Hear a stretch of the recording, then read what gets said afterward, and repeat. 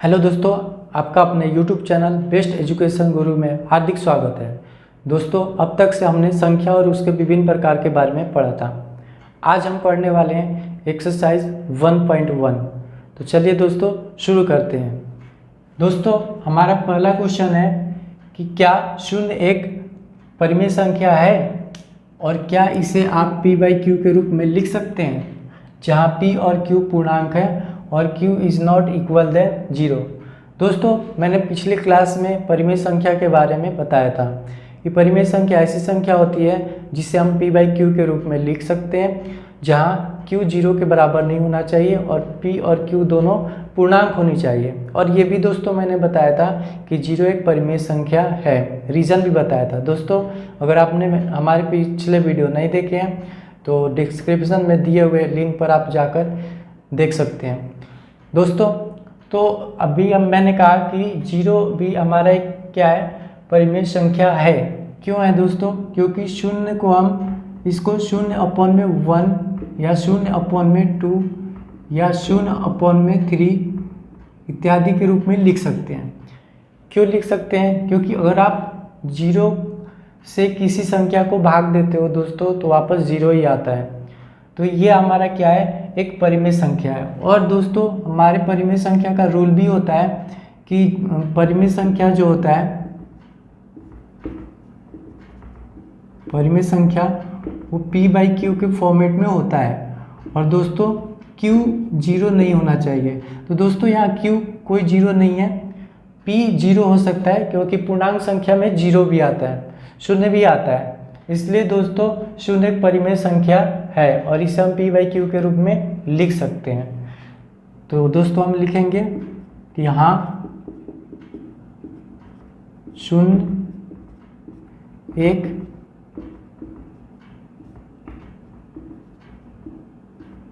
परिमेय संख्या है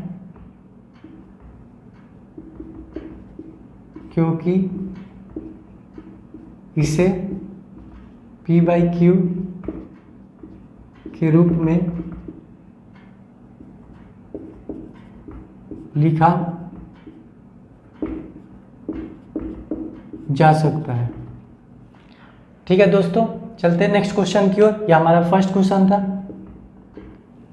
अब क्वेश्चन नंबर 2।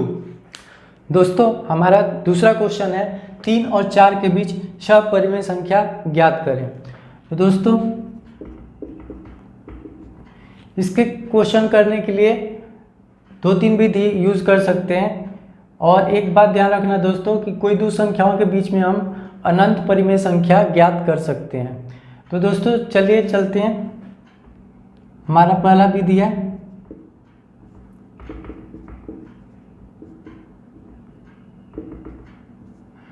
दोस्तों, हमें 6 परिमेय संख्या ज्ञात करना है।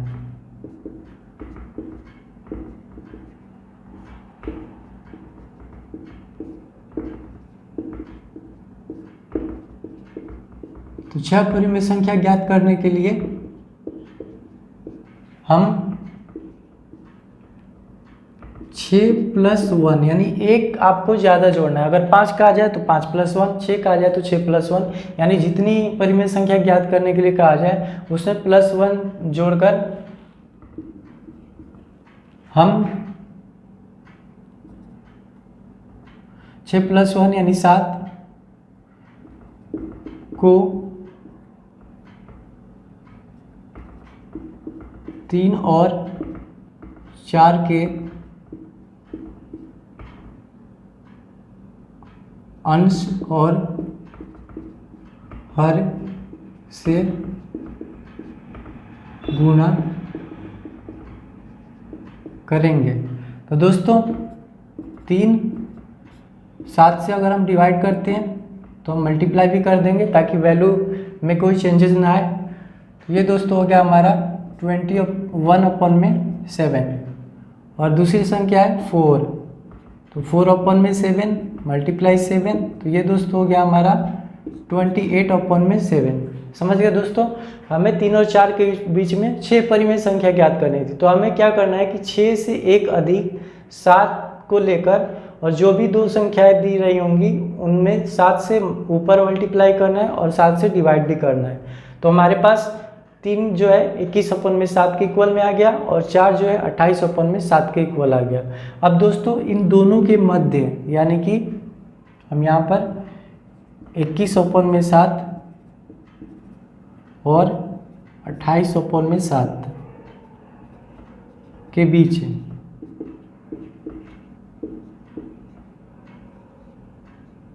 छह परिमेय संख्या दोस्तों इनके बीच में हमें लिखना है, इसलिए 21 और 28 को छोड़कर बाकी जो बीच की संख्या है जैसे 22/7, 23/7, 24/7, 25/7 और 26/7 और दोस्तों 27/7, यह हमारा आंसर हो गया। तो ये दोस्तों हमारा एक विधि हो गया। दूसरी विधि हम यूज़ करते हैं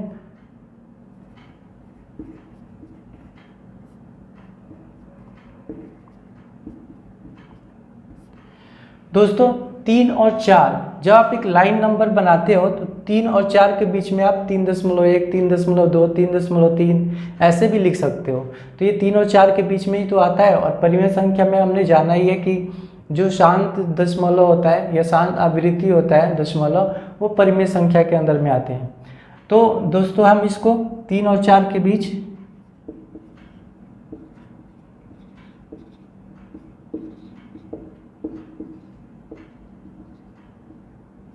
छह परिमेय संख्या बराबर लिख सकते हैं दोस्तों 3.1, 3.2, 3.3, 3.4, 3.5, 3.6, 6 हो गए दोस्तों। तो 6 कहा जा रहा है इसलिए हम 6 ही लिख रहे हैं दोस्तों। इस तरीके से हम 3 और 4 के मध्य में ये जो है परिमेय संख्या लिख सकते हैं और ये दोनों सही है। इसके अलावा और भी बहुत तरीके हैं और हमारा जो भी वैल्यू आएगा 3 और 4 के बीच में होना चाहिए और हम अनंत जो है परिमेय संख्या इनके बीच में ज्ञात कर सकते हैं। दोस्तों आई होप ये समझ में आया होगा। चलते हैं अगले क्वेश्चन की ओर। दोस्तों तीसरा क्वेश्चन है हमारा 3/5 और 4/5, 3/5 और 4/5 के बीच 5 परिमेय संख्याएं ज्ञात करनी है। दोस्तों कभी कभी क्या होता है कि हमारा ये जो हर वाला पार्ट है वो अलग अलग होता है। आपके एक्सरसाइज में ऐसा क्वेश्चन नहीं दिया है, मैं इसके बाद एक ऐसा क्वेश्चन करवा दूंगा। फिलहाल में इस क्वेश्चन को देखते हैं दोस्तों। हमारे पास दिया हुआ है 3/5 और 4/5 के बीच 5 परिमेय संख्या ज्ञात करनी है। तो जस्ट पिछले वाले क्वेश्चन की तरह हम करेंगे। हमारे पास 5 परिमेय संख्या ज्ञात करना है, तो 5 परिमेय संख्या ज्ञात करने के लिए 5 + 1 यानी कि 6 से अंश और हर में गुणा करेंगे। इसके अलावा और भी कोई विधि यूज कर सकते हो दोस्तों। इसके 2-3 विधि है। फिलहाल में हम जो अभी विधि पढ़े थे वही विधि रिपीट करते हैं ताकि कोई मिस्टेक्स ना हो। तो दोस्तों 3/5 हमें क्या करना है, अंश में भी क्योंकि 5 परिमेय संख्या है तो 5 + 1 यानी 6 से मल्टीप्लाई करना है और हर में भी 6 से। तो दोस्तों ये हो जाएगा हमारा 18 और ये हो जाएगा 30। उस तरीके से 4/5 को 6 से ऊपर भी मल्टीप्लाई करना है दोस्तों और नीचे भी मल्टीप्लाई करना है। तो ये दोस्तों हो गया हमारा 24/30। तो दोस्तों अब 18 और 24 के बीच में जो भी संख्याएं होंगी उनको हम क्या करेंगे, लिख लेंगे। तो इस प्रकार से दोस्तों हमारे पास 3/5 और 4/5 के बीच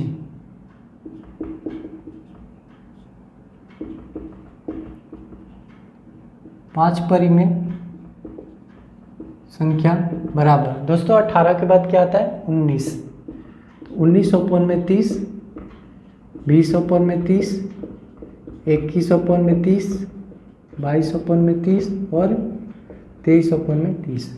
दोस्तों ये हमारे 5 जो है परिमेय संख्या हो गया। अच्छा, दूसरा मेथड भी मैंने बताया था, यहाँ पर वो भी मेथड अप्लाई कर सकते हैं। कैसे देखते हैं।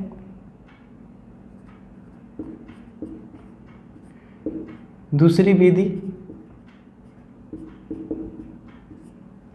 दोस्तों 3/5 को अगर आप दशमलव में बदल लोगे तो आपका जो है 0.6 आएगा। कैसे मैं बताता हूँ। 3 जो ऊपर होता है उसको अंदर रखते हैं और 5 से उसको यानी जो नीचे वाला है उससे डिवाइड करते हैं। तो अभी ये 5 का टेबल में 3 नहीं आ सकता, इसलिए हम 0 डेसिमल ले लेंगे। और दोस्तों डेसिमल लेने से एक 0 आ जाता है। अब 5 का टेबल 6 बार पढ़ेंगे तो ये दोस्तों 30 हो जाएगा। तो देखो दोस्तों इसकी वैल्यू 0.6 हो गई। उस तरीके से 4/5 इसका वैल्यू क्या हो जाएगा दोस्तों 0.8 हो जाएगा। कैसे, इसको ही मैं बताता हूँ। जैसे 4 को 5 से डिवाइड करोगे नहीं जाता, 0 लोगे 40 हो जाएगा। 5 8 जा 40 होता है दोस्तों। तो इस तरीके से हमारा 0.8 हो गया। अब दोस्तों 0.6 और 0.8 के बीच में आप 5 परिमेय संख्या लिख सकते हो। लाइन नंबर की तरफ ऐसे ही हम क्या कर सकते हैं, 0.6 के बाद क्या आ सकता है,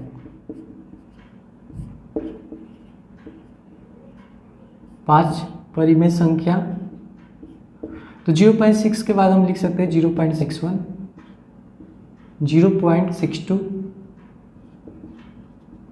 0.63, 0.64, 0.65। दोस्तों ये भी हमारा आंसर करेक्ट है। तो इस तरीके से दोस्तों हम दोनों विधि द्वारा यूज करके और हम 5 परिमेय संख्या कहा जाए तो 5, 6, 4 जितना भी कहा जाए हम ज्ञात कर सकते हैं। दोस्तों मैं कुछ एक्स्ट्रा क्वेश्चन करवा रहा हूँ क्योंकि आपके एक्सरसाइज में नहीं है, जिसमें जो हर का मान है वो अलग अलग होता है। तो उस क्वेश्चन को हम कैसे करेंगे। जैसे 1/2 है और हमारे पास 2/3 है।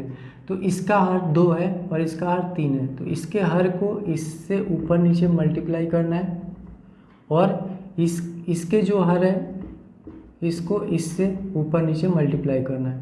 तो दोस्तों सामने सामने मल्टीप्लाई करेंगे तो ये हो जाएगा 3 और ये हो जाएगा 6 और ये दोस्तों हो जाएगा 2 2 4 और ये 3 2 6। दोस्तों अब हमारे पास देखो ये हर जो है बराबर हो गया। तो अब हमें क्या करना है, तो पिछले वाले क्वेश्चन की तरह 7 परिमेय संख्या ज्ञात करने के लिए हमें क्या करना होगा, 7 परिमेय संख्या ज्ञात करने के लिए 7 + 1 यानी कि 8 से अंश और हर में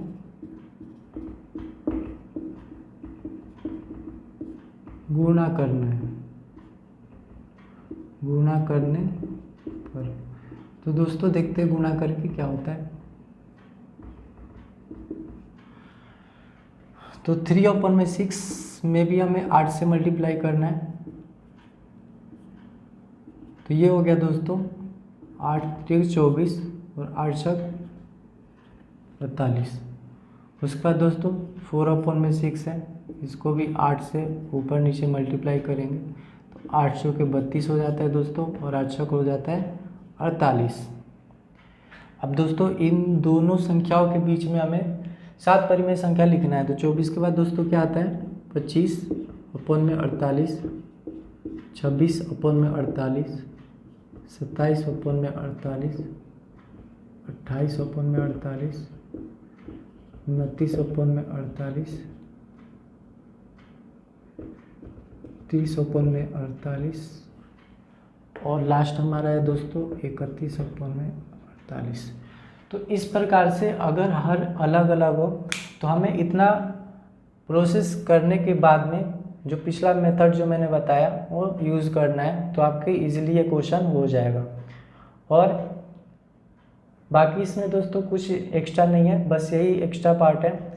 अगर हर जो है अलग अलग हो तो इसमें हम क्रॉस मल्टीप्लाई करके बराबर कर लेंगे, और यदि ऑलरेडी हर बराबर है तो हमें डायरेक्ट जो है यहाँ से जो है प्रक्रिया अपनानी है। तो इस प्रकार से ऐसे क्वेश्चन को दोस्तों किया जाता है। चलिए करते हैं नेक्स्ट क्वेश्चन। दोस्तों हमारा चौथा क्वेश्चन है नीचे दिए गए कथन सत्य है या असत्य, यानी हमें गलत और सही बताना है कि कौन सा कथन सत्य है और कौन सा गलत। कारण के साथ अपने उत्तर दीजिए, कारण भी बताना है दोस्तों। तो दोस्तों ये जितने भी क्वेश्चंस हैं जिसमें सत्य सत्य बताने हैं, मैंने पिछले क्लास के वीडियोज़ में बता दिया है। आप पिछली क्लास की वीडियोस डिस्क्रिप्शन में दिए गए लिंक पर जाकर देख सकते हैं। दोस्तों चलिए मैं बता देता हूँ। पहला है कि प्रत्येक प्राकृतिक संख्या एक पूर्ण संख्या होती है। तो ये दोस्तों क्या हो जाएगा, हमारा सत्य हो जाएगा, क्योंकि दोस्तों प्रत्येक प्राकृतिक संख्या एक पूर्ण संख्या होती है। दोस्तों प्राकृतिक संख्या का जो रेंज होता है, ये नेचुरल नंबर का जो रेंज होता है वो हमारा 1 से लेकर अनंत तक होता है। और पूर्ण संख्या जो दोस्तों होता है वो 0 भी शामिल होता है, बाकी 1 से लेकर और अनंत तक होता है। तो दोस्तों आप ही देखो कि जितने भी प्राकृतिक संख्या है, क्या ये पूर्ण संख्या में शामिल नहीं है सारी ये शामिल है। अगर यही क्वेश्चन होता है कि क्या सभी पूर्ण संख्या प्राकृतिक संख्या होती है, तो वो असत्य हो जाता है, क्योंकि इसमें 0 होता है जो कि इसमें नहीं होता। लेकिन यहाँ पर प्रत्येक प्राकृतिक संख्या जो है एक पूर्ण संख्या का ही भाग है, तो इसलिए ये जो है हमारा सत्य हो जाएगा। अब दूसरा दे रखा है क्वेश्चन कि प्रत्येक पूर्णांक एक पूर्ण संख्या होती है। प्रत्येक पूर्णांक, तो दोस्तों पूर्णांक क्या होता है? पूर्णांक जो दोस्तों होता है माइनस इन्फिनाइट, यानी कि माइनस को लेते हुए 0 और प्लस इन्फिनाइट तक जाता है। जबकि दोस्तों 0, 1, 2, 3 और इन्फिनाइट तक जाता है। तो दोस्तों आप देख सकते हो कि यहाँ पर प्रत्येक पूर्णांक का जो नंबर्स है पूर्ण संख्या में है नहीं है, क्योंकि इसमें 0 और पॉजिटिव नंबर ही आते हैं, जबकि इसमें दोस्तों नेगेटिव नंबर भी आता है, 0 भी आता है, पॉजिटिव भी होता है। तो इसलिए ये दोस्तों हमारा क्या हो जाएगा, गलत हो जाएगा, यानी कि असत्य हो जाएगा। ठीक है दोस्तों, क्योंकि प्रत्येक पूर्णांक एक पूर्ण संख्या नहीं होती। अच्छा दोस्तों यहाँ पे अगर क्वेश्चन होता है कि क्या सभी पूर्ण संख्याएं पूर्णांक हो सकती है, तो हाँ हो सकते हैं। तीसरा क्वेश्चन है दोस्तों, प्रत्येक परिमेय संख्या एक पूर्ण संख्या होती है। तो देखो दोस्तों परिमेय संख्या क्या होता है, जिसे p/q के फॉर्म में लिखा जा सके, q is not equal then 0, और p और q क्या हो, पूर्णांक हो। p और q क्या होना चाहिए दोस्तों, पूर्णांक होना चाहिए। और दोस्तों वापस बात वही आ गई कि पूर्णांक संख्या किसे कहते हैं, माइनस इन्फिनाइट से लेकर प्लस इन्फिनाइट तक। यानी कि इसमें तो आपका क्या हो जाएगा, जैसे मान लो कि -1/2 भी हो सकता है, 1.5 भी हो सकता है, 7/-3 भी हो सकता है।